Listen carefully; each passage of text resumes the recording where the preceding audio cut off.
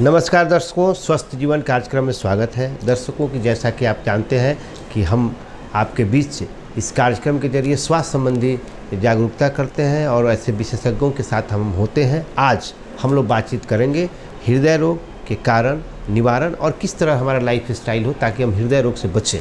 और इन तमाम सवालों को जानकारी देने के लिए हमारे बीच हृदय रोग विशेषज्ञ डॉक्टर अंशु अग्रवाल जी हैं। डॉक्टर साहब आपका स्वागत है। और हम दर्शकों डॉक्टर अंशु अग्रवाल सर से जानेंगे हृदय रोग की तमाम बातों के बारे में कि हृदय रोग है क्या, क्या कारण है, क्या निवारण है। तो सर सबसे पहले हम लोग यह जानना चाहेंगे कि हृदय रोग है क्या, बताइए। हृदय हमारे शरीर का एक बहुत महत्वपूर्ण अंग है। इसी से हमारे शरीर में पूरी ऊर्जा का संचार होता है, क्योंकि अगर हृदय हमारा धड़कता रहेगा तो जीवन हमारा चलता है। जैसे ये रुकेगा वैसे हमारी जीवन ख़त्म हो जाती है।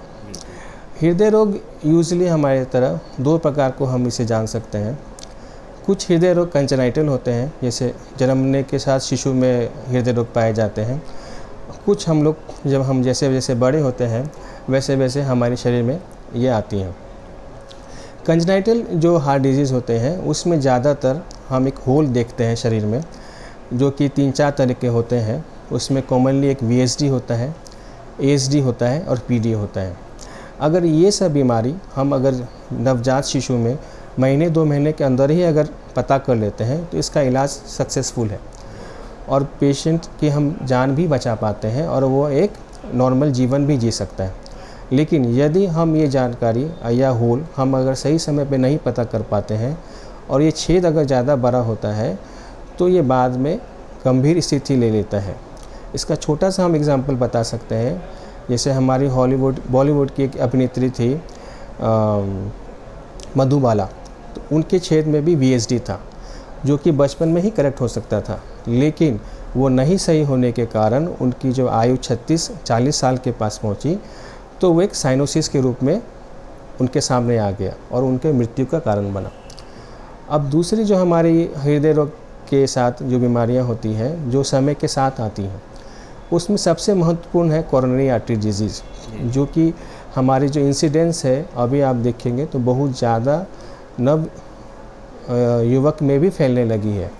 हृदय रोग जो संपूर्णतः हार्ट अटैक लेकर के हम लोग देखते हैं। पेशेंट को हृदय में तेज़ी से दर्द होता है, पसीना आता है और उसकी मृत्यु हो जाती है।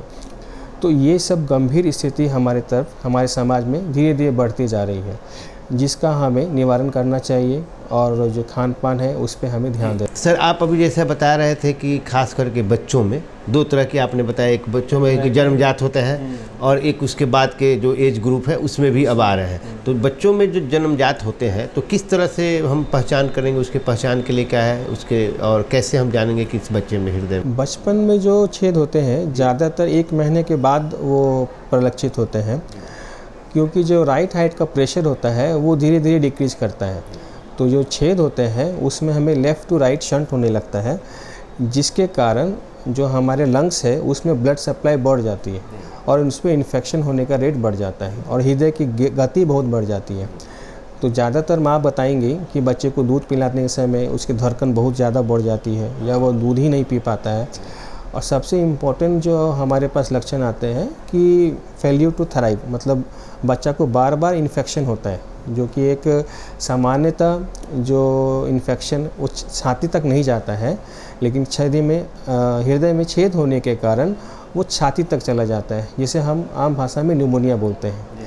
तो ये सब बच्चे निमोनिया के कारण उनकी स्थिति खराब होती है और कितनी बार डेथ भी हो जाती है। यदि अगर दिखाई दे कि उसका बच्चा दूध पिलाते समय धड़क रहा है हृदय या फिर निमोनिया हो गया, तो उस समय में क्या करना चाहिए? वैसे एक तो तुरंत आपको जो भी पेडियाट्रिशियन है उनसे आप मिलिए, ताकि वो एंटीबायोटिक्स दे और वो बच्चे को जो निमोनिया है वो तो ठीक हो जाए।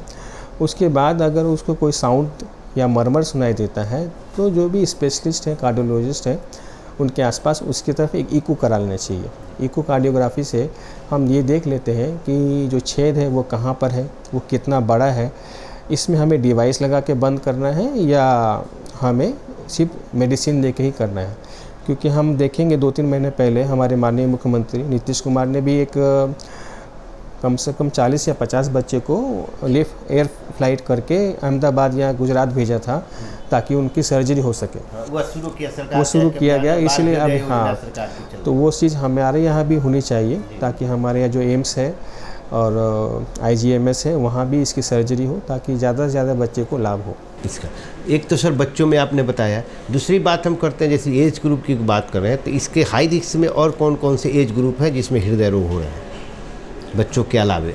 बच्चों के अलावा फिर हाई ग्रुप्स में हम जो मानते हैं जो इम्पोर्टेंट है हमारे समाज के लिए, प्रेगनेंसी, जो महिला जो प्रेग्नेंट होती हैं उनमें रोमेटिक हार्ट डिजीज़ अगर है उनमें तो वो परिलक्षित ज़्यादा हो जाती है। प्रेगनेंसी के समय उनकी उम्र 20 से 22 साल ही रहती है ज़्यादातर, और वो जब प्रेग्नेंट होती है तो माइट्रल स्टेनोसिस जो कि कॉमन रोमेटिक हार्ट डिजीज़ है, उसके कारण जो वाल्व्स होते हैं हार्ट के वो सिकुड़ जाते हैं। तो जैसे ही उनकी प्रेगनेंसी होती है और बच्चा के जो डिमांड बढ़ जाती है तो हमारा कार्डियक आउटपुट बढ़ जाता है, लेकिन जो स्टेनोसिस के कारण वो फेलियर में चली जाती हैं। तो वो ज़्यादातर पेशेंट हमारे पास आती हैं, वो भी मतलब 2nd to 3rd ट्राइमेस्टर में, जिसमें हमें उन्हें ट्रीटमेंट करना थोड़ा सा मुश्किल हो जाता है। तो उसमें हम लोग BMV कर लेते हैं, बलून माइट्रल वाल्वोटोमी करते हैं, जो कि हम लोग एक वाल्व को जो सिकुड़न है, स्टेनोसिस है, उसको हम बलून के थ्रू ले के उसको खोल देते हैं ताकि फिर वो आराम से डिलीवरी हो सके और उनकी जान भी बच सके। से हम लोग पहचानेंगे कि उस दिशा में बढ़ रहे हैं हार्ट? ये जो बीमारी जब डेवलप करती है ये यूजुअली 5 से लेकर 15 साल के बच्चों में होती है, या युवती हो या लड़के हों, लेकिन ये धीरे धीरे बढ़ती है, तो इसलिए इसकी पहचान करनी थोड़ी सी मुश्किल हो जाती है। इन लोगों में ज़्यादातर ये खेलना कम पसंद करेंगे, घर के अंदर ही रहेंगे। जब खेलेंगे तो उनकी धड़कन ज़्यादा बढ़ जाती है, खांसी ज़्यादा होती है ठंडों में, कभी कभी खांसी के साथ खून भी निकल आता है। तो वो हम लोग उस वक्त समझेंगे अगर दम फूल रहा है और धड़कन तेज़ हो जाती है तो हम चाहेंगे कि एक कार्डियोलॉजिस्ट का आप सलाह लें ताकि वो पता चल सके कि वाल्व उनका ठीक है कि नहीं ठीक है। एक तो सर अभी आप बात किया कि एक महिलाएं खास करके 15 साल और फिर जो गर्भवती होने के पीरियड की बात है, इसके अलावे एक आप बातचीत में बता रहे थे युवाओं की भी बात कर रहे थे कि वो नई पीढ़ी के लोग भी इसमें आ रहे हैं जद में। इसके क्या रीज़न आपके हिसाब से हो रहा है? चूँकि आपके यहाँ जो मरीज आ रहे हैं उसकी संख्या भी बढ़ रही है धीरे धीरे, तो वह उसके कारण क्या बोल रहे हैं? युवाओं में ज़्यादातर अभी कोरोनरी आर्टरी डिजीज़ की बीमारी ज़्यादा बढ़ती जा रही है।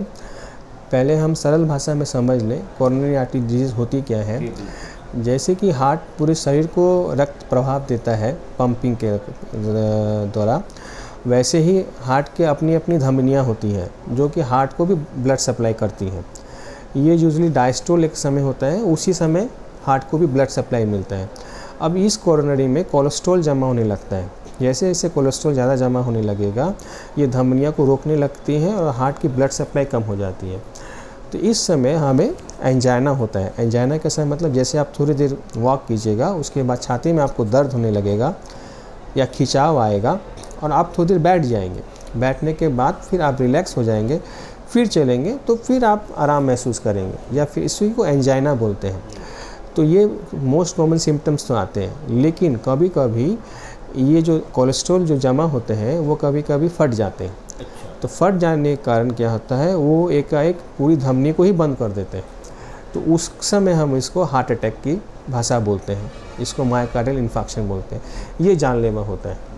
ये ज़्यादातर जो हम अभी न्यूज़ सुन रहे हैं कि ये जो कलाकार हैं उनकी डेथ हो गई या एक्टिंग करते वक्त वो मारे गए, या राजकुमार करके एक कलाकार थे साउथ में उनकी डेथ हो गई, तो उनमें ज़्यादातर मायोकार्डियल इन्फार्क्शन हो जाता है।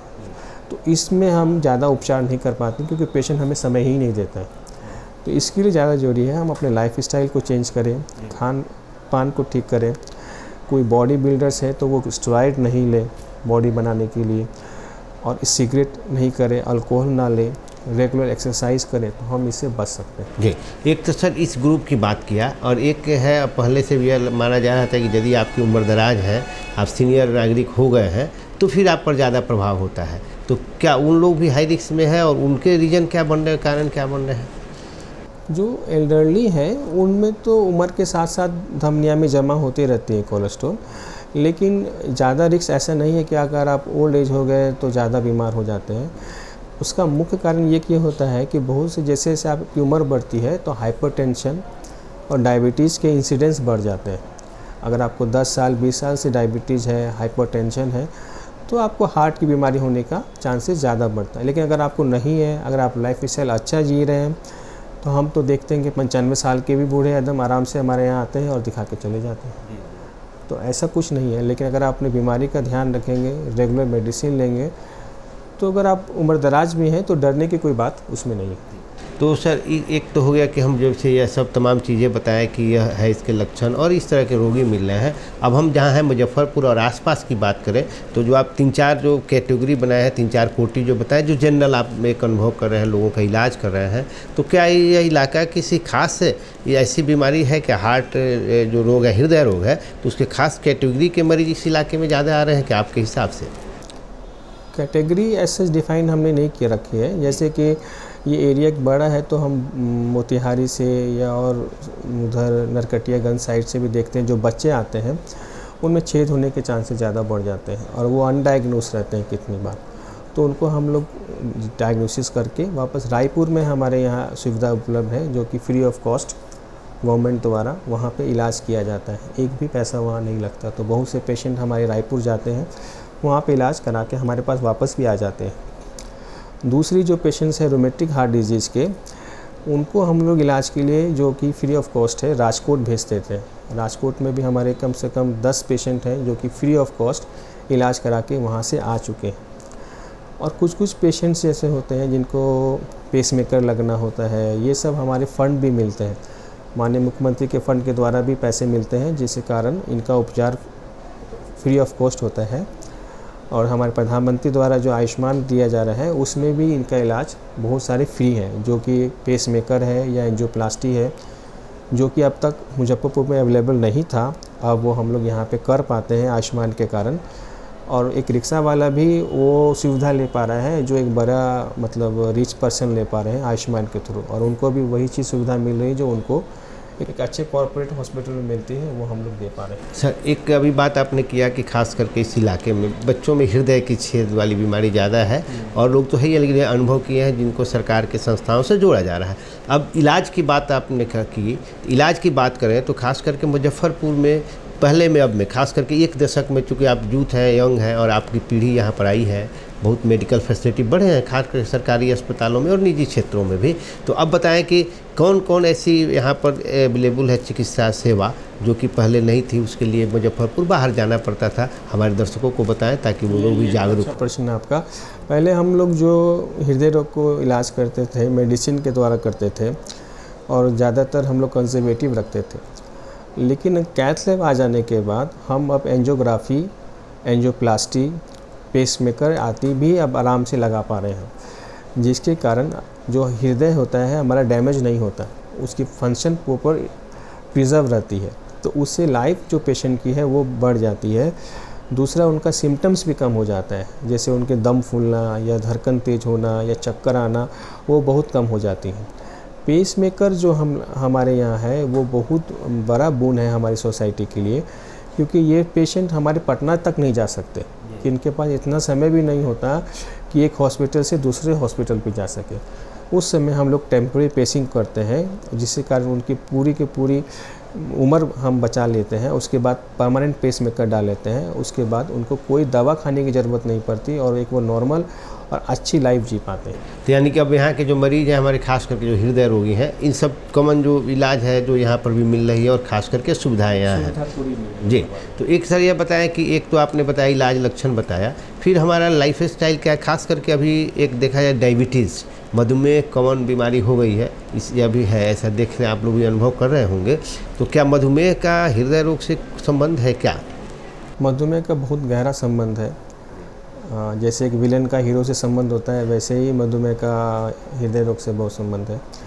अगर हम किताब की बात ही करें तो अगर किसी को मधुमेह हम डायग्नोस कर रहे हैं तो उनको हम कोरोनरी आर्टरी डिजीज़ मान के चलते हैं कि उनको हृदय की बीमारी शुरू हो चुकी है, वो चाहे परिलक्षित हो या ना हो। तो हमें उसे वैसी तरह से मेडिसिन देनी पड़ती है ताकि आगे 20 साल 30 साल में उन्हें कोई हृदय की बीमारी ना हो। तो डायबिटीज़ के साथ साथ हाइपरटेंशन भी हमारे मतलब इक्वली इम्पोर्टेंट जो डिजीज़ है, हृदय संबंधित होते हैं, जो कि डायबिटीज़ और हाइपरटेंशन दोनों मिल के हृदय के लिए घातक साबित होते हैं हमारे लिए। और एक सर बताएं कि यह तो बीमारी की बात है, इलाज की बात की, लेकिन हम इस बीमारी के जद में न जाएं, इसके लिए किस तरह का हमारा रूटीन लाइफ स्टाइल क्या होना चाहिए, हर एज ग्रुप के लोगों के लिए कॉमन क्या होना चाहिए, बताएं। कॉमन मेरे हिसाब से है कि योगा एक बहुत बड़ा हथियार है हमारे लिए, को हमेशा हेल्दी रख सकता है। अगर हम बचपन से ही बच्चे को बताएं योगा प्राणायाम ये अगर हम रेगुलरली करें, और डाइट हम अपना हेल्दी डाइट खाएं, ऑर्गेनिक फूड्स खाएं, अपना ये फास्ट फूड हम अगर ना खाएं, तो हमें लगता है कि हम हृदय से जो हमारे पूर्वज जो थे जैसे वो रहते थे वैसे हम लोग भी रह सकेंगे। क्या सर सुबह में कितना बताया जाता है कि अगर आप एक्सरसाइज कर रहे हैं, योगाभ्यास भी कर रहे हैं तो ठीक है, एक्सरसाइज का जैसे हम लोग सुनते हैं कि इसका एक मानक है कि मिनिमम इतने कदम या इतने समय आपको अपने रूटीन में शामिल करें, तो यह एक मानक क्या है आपके एक विशेषज्ञ के नाते? हम बोलते हैं कि 30 मिनट अगर आप वॉक कर लेते हैं सप्ताह में 5 दिन भी, तो भी आप हृदय रोग से बच सकते हैं। और वॉक करने से आप में बहुत चीज़ होती हैं। एक तो आपका ब्लड प्रेशर कम हो जाता है, आपकी शुगर लेवल कम हो जाती है, आपके रिफ्लेक्सेस अच्छे हो जाते हैं, आपको भूख अच्छी लगती है, आपको नींद अच्छी आती है। और सबसे इम्पॉर्टेंट जो फैक्टर हम लोग इग्नोर करते हैं हमारी लाइफ में, स्ट्रेस। आज सब चीज़ में हमें स्ट्रेस होता है, हम आगे बढ़ने के लिए स्ट्रेस करते हैं, तो उसके लिए योग और जो एक्सरसाइज है ये बहुत अच्छा होता है ताकि हम उससे कोप अप कर सकें। खासकर एग्ज़ाम के समय बच्चे परेशान हो जाते हैं कि वो कंपटीशन कैसे निकालें, उनकी धड़कन बढ़ जाती है, फिर उनके फादर मदर आते हैं कि सर इनको देखिए हार्ट की बीमारी तो नहीं होगी। वो हार्ट की बीमारी नहीं है, ज़्यादातर लोग स्ट्रेस से ही परेशान हो रखे हैं और उसका सीधा असर हमारे हृदय पे पड़ता है और हमें लगता है कि हमें हृदय की बीमारी है, लेकिन वो है नहीं, वो सिंपल एक स्ट्रेस है जो कि हम योगा एक्सरसाइज करके उसको हम बचा सकते हैं। जी, एक सर ये तो आप बता दिए कि हमारा लाइफ स्टाइल है व्यायाम, खास करके हम अगर अपने लाइफ स्टाइल में 5 दिन 30 मिनट अगर व्यायाम करें तो हम इसके जद में आने से बच सकते हैं। अब एक है कि खान पान की जो बात अगर हम करते हैं तो खाने में क्या है ऐसा कि जो हम अपना खाना खाएं नियमित अगर रखें तो इस तरह की बीमारियों से बच सकते हैं? भोजन हमारे लिए बहुत इम्पोर्टेंट चीज़ है। ये ज़्यादातर हम डाइटिशियन से भी समझ सकते हैं, लेकिन हम अपने हिसाब से देखेंगे तो स्प्रोटेड सीड्स जो होते हैं, अंकुरित जो चने होते हैं, मूंग होते हैं, वो हमारे लिए बहुत अच्छे हैं। और अगर हम फ्राइड चीज़ नहीं खाएं, समोसा हो गए, ये सब हमारे लिए ठीक है। रात में भी अगर हम आहार 7 बजे और 6 बजे ही ले लें, जल्दी ले लें, तो भी हमारे शरीर के लिए बहुत अच्छा होता है। एक हम अभी पढ़ते हैं हम लोग इंटरमिटेंट फास्टिंग, बहुत इंपॉर्टेंट टर्म हो गया है। उसमें हम लोग देखते हैं 16 से 18 घंटा तक अगर हम फास्ट कर लेते हैं तो हमारे शरीर में जो शुगर्स हैं वो कम हो जाती हैं और जो फैटी लेवल्स हैं वो सब भी कम होते हैं, वो भी हृदय के लिए भी अच्छा होता है। और जो कोलेस्ट्रॉल लेवल धमनी में होती है वो सब भी कम होती है। तो भोजन हमें सही ढंग से सही समय पे करना चाहिए ताकि हमारा हृदय हमेशा स्वस्थ रहे। जी, एक सर आप ये जो 16 घंटे की बात किए हैं कि ऐसा ये क्या है, ये क्या पद्धति है, किस तरह का लाइफ स्टाइल ये है जो अभी आप बताएं? ये लाइफ स्टाइल कुछ नहीं है, इसमें आप बोल रहे हैं कि आप भोजन जो करें तो 16 घंटे के उसमें अवधि रखें, गैप रखें 24 घंटे के बाद। जैसे शाम में 7-8 बजे अगर आप भोजन कर रहे हैं या 4-5 बजे भोजन कर रहे हैं तो अगले दिन आप 9-10 बजे भोजन करेंगे, तो वो इंटरमिटेंट फास्टिंग एक तरह हो गया। हमारे हिंदू कल्चर में ये चीज़ अच्छी है कि हम लोग फास्टिंग, तो वो चीज़ अब छूटती जा रही है युवाओं में कि फ़ास्ट नहीं करना है। तो फास्ट करने से हमारा ये रहता है शरीर हमारा स्वच्छ हो जाता है, एक तरह इनर क्लीनिंग होती है और जो भी हमारे वेस्ट मटेरियल है वो सब निकल जाते हैं, एंटीऑक्सीडेंट के लेवल बढ़ जाते हैं, तो हमारा शरीर स्वस्थ रहता है और एनर्जी रहती है। एक सर ये बताएं, एक तो है कि यह रोग हो नहीं, हमारा यह लाइफ स्टाइल हो, लेकिन जो हृदय रोगी हैं खास करके उनका क्या लाइफ स्टाइल हो अदर लोगों के अलावा, ताकि वह हृदय रोगी हैं तो सुरक्षित रहे, सेफ रहे उनका जीवन? हृदय रोगी के लेवल होते हैं, अगर वो माइनर है, सिर्फ ब्लड प्रेशर है, डायबिटीज़ है, तो उन्हें कोई खास कर नहीं, अपना रूटीन अपना एक्सरसाइज करें, खान पीन पे ध्यान रखें। लेकिन ये ज़्यादा परेशानी हो जाती है उनके लिए भी योगा अच्छा है। जैसे प्राणायाम करने से 15-20 मिनट करने से उनके वाइटल कैपेसिटी बढ़ जाती है, जो दम फूलने की प्रक्रिया होती है या घबराहट होती है वो कम होती है। और साउंड स्लीप ले, रात भर अच्छे से नींद सोए ताकि उनका जो रैम स्लीप है वो अच्छी रहे उनकी, तो उससे कारण जो हृदय गति बढ़ती है और एरिथमिया होने के चांसेस कम हो जाते हैं उनमें। और मेडिसिन अपने टाइम पे लें, जो भी डॉक्टर से मिलते हैं वो अपना 3 महीने पे हमेशा चेकअप कराएं, ईसीजी करा लें, ईको करा लें, ताकि जो दवाइयाँ कम बेसी करनी हो वो उनको कर सके।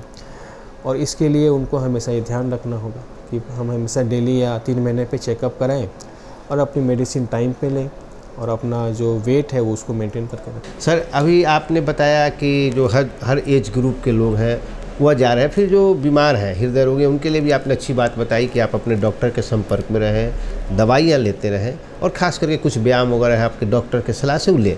एक चीज़ सर है क्या कि पेसमेकर की आपने बात किया, क्या पेसमेकर जो है दोबारा उसको प्रयोग किया जा सकता है? कोई पेसमेकर लगाया, बड़ी महंगा और ख़ास करके इलाज है, आप भी जानते हैं, तो वह कितना उपयोगी है और फिर उसके लिए क्या मैंने व्यवस्था है, थोड़ी बताएं।